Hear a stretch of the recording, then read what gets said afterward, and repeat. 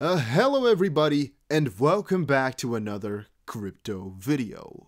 Today has been a completely crazy day, mostly because of the Spark snapshot, and it's got my head completely filled up, and with all this pressure, with all this speculation, I didn't have time to cover all the other crypto news today, so that's what we're doing in this episode, covering all the most important stuff, because trust me, there is a lot that's going on, and of course, we're also not missing out on the 250 XRP giveaway that you can enter by pressing the like button, subscribing, and commenting something down below, and we give it away the first time that we hit 1,500 likes within 24 hours. We're starting it off by saying follow me over on Twitter, because I want to hit 7K followers by year's end.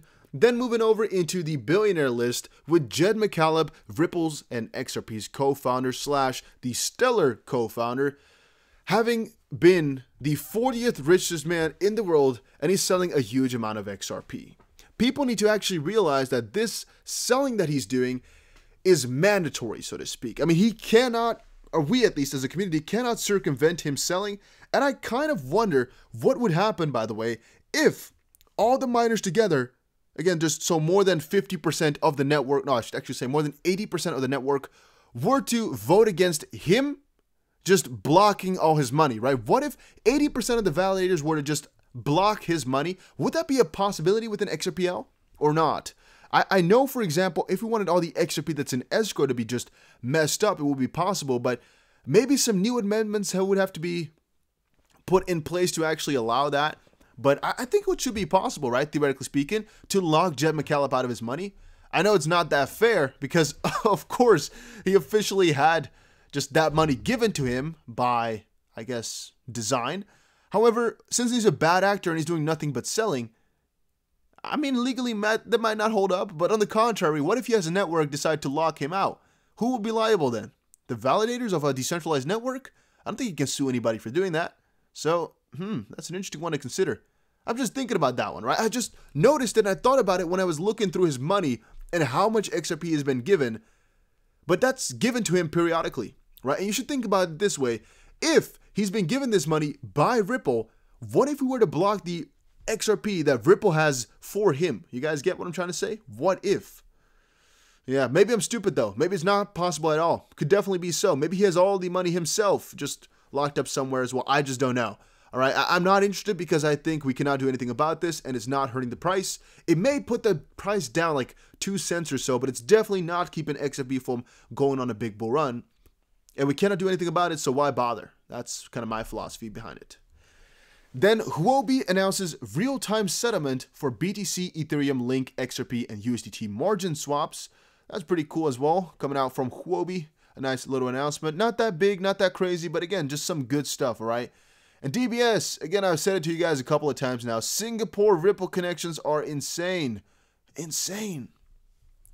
Relocating outside the US could be XRP and Ripple's biggest win. The thing is, they shouldn't have to be afraid for being a security.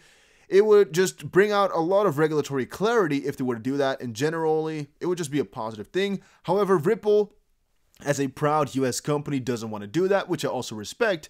And so the pros and cons, if you weigh them off, I mean, it's kind of equal. And they're just staying here until they cannot do it anymore, which I respect. Then an interesting article here was what is Ripple, what is XRP, and what are the differences? If you really don't know what the differences are, make sure you just start at the basics. All right, just check it out. An article like this, don't watch videos like this, but check out a video of how does it work. And again, some deeper stuff in that sense. Because by watching these videos, it's not going to give you guys a good basis understanding of the coin, right? I get a lot of people asking me some stuff that's really, really basic, and all I can tell them is just look it up.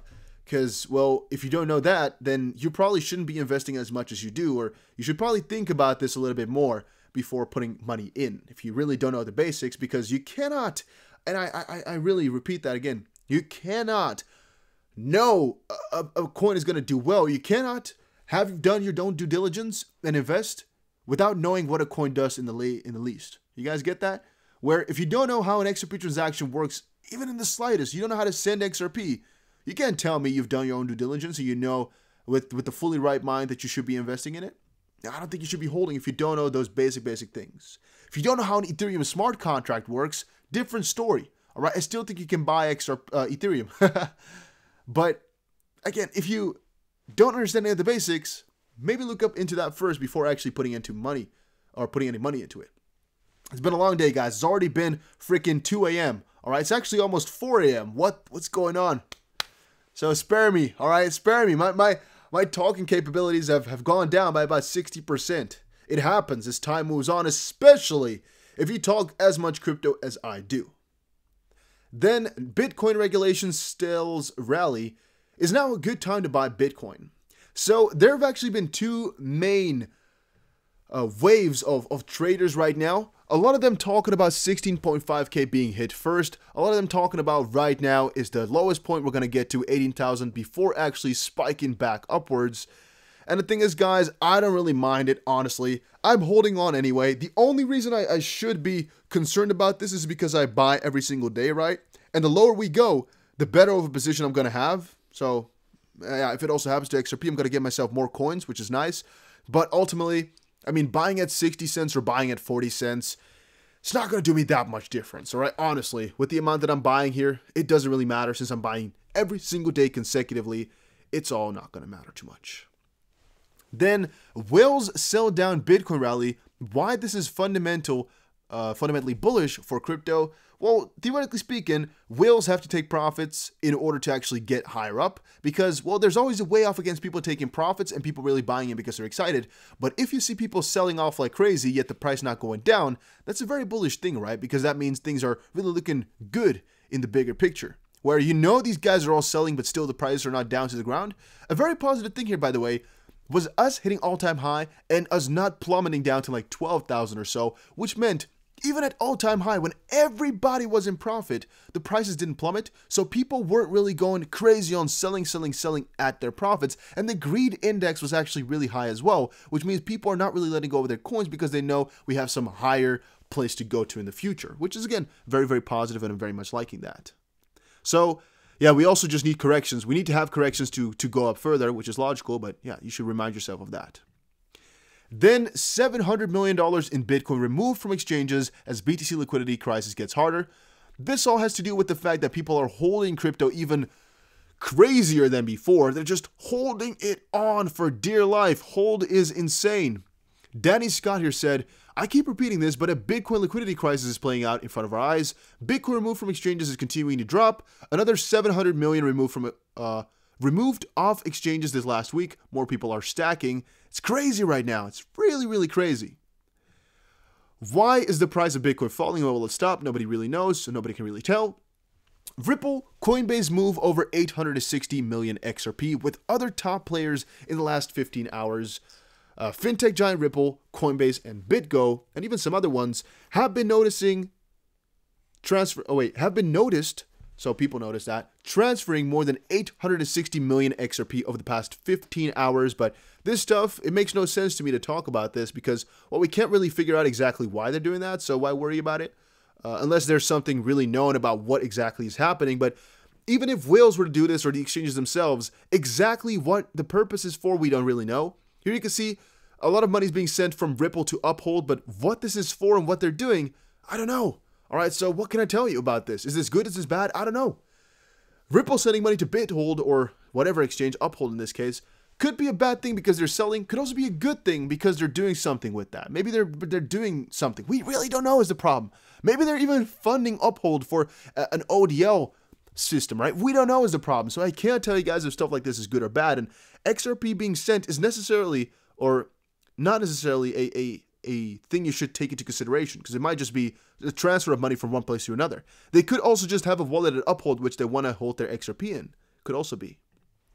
Then IOHK's CEO, Cardano to be the recipient of 5.6 trillion from Africa. And after this video, I'm going right to bed. All right, my speech here is getting so bad. I have to take a nap, wake up, and talk more crypto because this stuff is not working out. Scratch that. I'm actually going to go full on sleep because it's already 4 a.m. now. No. A nap is not going to do it anymore. I wanted to maybe look into some other small crypto things at 5 or till 5, but I guess I'm just going to have to go to bed.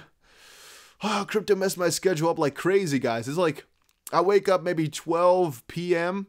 and then go to bed at like 5 a.m. Not even joking. All since that crypto bull run 2.0 had occurred it messed my schedule up because I just keep watching these coins. I keep watching the news, keep watching what's going on. And today, of course, with this whole Spark situation, yeah, he can't get me off my chair, man. I've been looking. It's been pretty damn crazy. Insanely bullish Glassnode CTO predicts Bitcoin price will rise 100 times from here. We all expect that, but it's good to see some bigger guys also expecting that to happen. The bigger picture behind this is, well, we're going to follow historical patterns. A lot of upside is to come following that. It's pretty logical. A lot of people are saying the same thing. Wells Fargo, and this stuff is good, compares Bitcoin investing to the 1850s gold rush.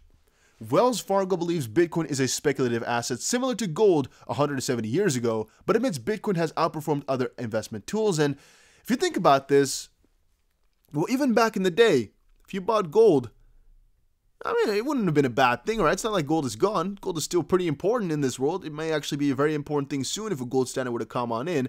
And by the way, talking about gold standard and stuff like that, this Apollo thing I've been talking to you guys about supposedly is the first gold-backed stablecoin. I actually did not even want to make this bridge, but it just happened to be that way, happened to be perfect. That's kind of funny.